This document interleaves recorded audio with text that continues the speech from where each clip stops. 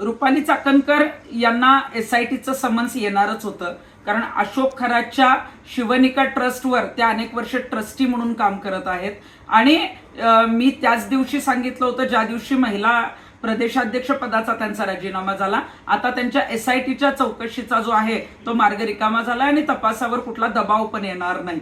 ज्या पद्धतीनं मागील वर्षी 2025ला दैनिक खबरदारचे संपादक जे आहेत त्यांच्यावर सुद्धा महिला आयोगाच्या अध्यक्षा म्हणून बातमी जी आहे जी छापली होती त्यासाठी दबाव आणणं, त्यांच्यावर सुमोटो ऍक्शन घ्यावी म्हणून पोलिसांना पत्र देणं, या संदर्भातले सगळे पुरावे जे आहेत ते खेमनार यांनी त्यांचा जबाब आणि पुरावे चाकणकरांच्या विरोधात SITकडे दिलेले आहेत. त्यामुळं चाकणकरांनी कशा पद्धतीनं दबाव आणला याची चौकशी जी आहे ती होणार आहे. आणि शिवनिका ट्रस्टवर ट्रस्टी म्हणून त्यांनी काय काम केलं आणि त्यांचे आणि खराचे कशा पद्धतीनं संबंध होते किंवा या त्याच्या काही कृत्यामध्ये काही सहभागी आहेत का किंवा इतर चौकशी जी आहे ती चाकणकरांची होईल.